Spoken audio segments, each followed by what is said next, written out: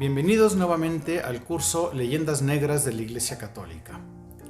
El día de hoy veremos un tema que nos preocupa particularmente a los mexicanos, a veces más incluso que los temas que hemos visto en otros momentos. Hablaremos de la evangelización de América, un proceso que obviamente se dio también en nuestro país, en lo que hoy llamamos México. Han corrido ríos y ríos de tinta. Aquí solo una pequeña muestra de lo que puedes encontrar, tanto a favor como en contra del hecho. Y surgen muchas preguntas. Nuevamente, ¿había obligación por parte de España de evangelizar a los indios? ¿Había obligación por parte de los indios de aceptar la nueva religión? Eso es un tema a discutir, independientemente de María de Guadalupe, etc. También podemos ver qué pensaron los indígenas del momento. Miguel León Portilla ha escrito 2 libros magníficos al respecto: El reverso de la conquista y La visión de los vencidos. Podríamos analizar algunas biografías de los conquistadores, Pizarro y Cortés principalmente, quienes defienden la postura, como Bernal Díaz del Castillo en La historia verdadera de la conquista de la Nueva España, o quienes calculan que lo peor que le pudo ocurrir a América fue ser descubierta, por eso algo de Colón, incluido su diario, o que pobres pueblos precolombinos que fueron completamente destruidos. Y uno diría completamente destruidos. Aquí les dejo un par de artesanías que nos quedan de esos pueblos completamente destruidos y que tienen ancestral origen. Podríamos ver cómo eran esos pueblos en general. Podríamos ver la leyenda negra que nace en contra de la idea del imperio, o cómo vivían los europeos de su momento. Es decir, de que hay mucho de dónde cortar tela, hay mucho de dónde cortar tela. ¿Qué esperamos en este tema? Entender de la forma más objetiva posible la idea de la evangelización de América en general y de la evangelización en particular de este país que amamos y en el país en el que vivimos, este país que es tu país. Ciertamente hay que entender quién da a conocer la leyenda negra. Ya desde el inicio hablábamos del trovador o de los medios de comunicación. Los medios de comunicación en el siglo XVI son principalmente la imprenta y el grabado. Y hay que entender el poder de los medios. Fray Bartolomé de las Casas escribe su obra tratando de defender sinceramente a los indígenas, pero exagera mucho los números. Los números de las Casas no coinciden con la realidad histórica.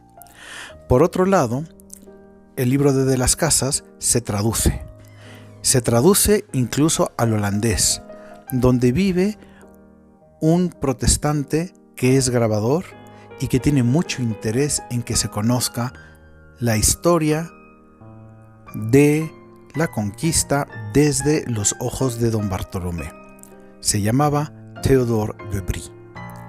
Y sus cuadros son impactantes, porque la exageración de las Casas es ahora traducida a imágenes que además no tienen reflejo en la realidad histórica, porque de Brie nunca pisó América. Por ende, se imagina cómo deben de ser estas culturas y son, sin embargo, las imágenes que más hemos visto a lo largo de nuestra propia historia. ¿Qué podríamos decir? Se habían dado privilegios pontificios desde el tiempo de los reyes católicos que se van a aplicar en España, que va a permitir la Santa Sede que se apliquen en forma más grave todavía. ¿Dónde estuvo el error histórico? Quizá el error no estuvo en concederlos, sino en no retirarlos a tiempo. Reflexionemos pues. Estamos hablando de nuestra historia. Una historia llena de luces, una historia llena de sombras. Pero una historia que es nuestra historia y que no podemos negar. ¿Es verdad que hubo genocidio de indios? Vamos a ver si sí, si no y hasta dónde. ¿Es verdad que se impuso de mala manera la religión? vamos a ver si sí, si no y hasta dónde. Es importante la figura de María de Guadalupe en todo este tema, particularmente en México. Es un tema que no podemos ignorar. Seas creyente o no, está presente. Por un lado, yo soy hijo de España, soy occidental, pienso como griego, hablo castellano. Mi país se rige todavía bajo sistema que se originó en el derecho latino. Socializamos como germánicos, nos encanta invitar gente a la casa. Y todo esto lo amalgamamos gracias a la axiología judeocristiana.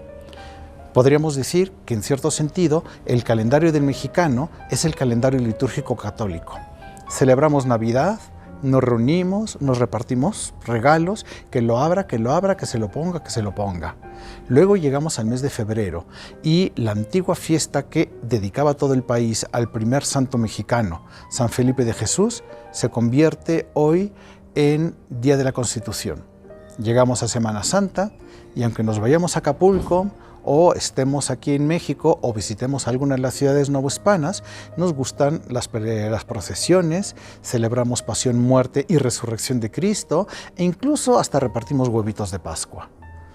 Y sigue el año y llega la fiesta de Nuestra Señora de los Dolores, que coincide con el grito de independencia. Y regresamos a Navidad y como año litúrgico año con año. Por otro lado, somos herederos de estas poblaciones prehispánicas que nos han dado tanto colorido, tanta vida y que tanto le llaman la atención a los extranjeros. Y tenemos fusiones religiosas curiosísimas, la más importante y conocida, el altar de muertos. Pero vamos por la vida hablando en diminutivo, como hacían los prehispánicos. Vamos dándole vueltas al asunto, yo le llamo circunlocutoriedad, y es una de nuestras manifestaciones culturales.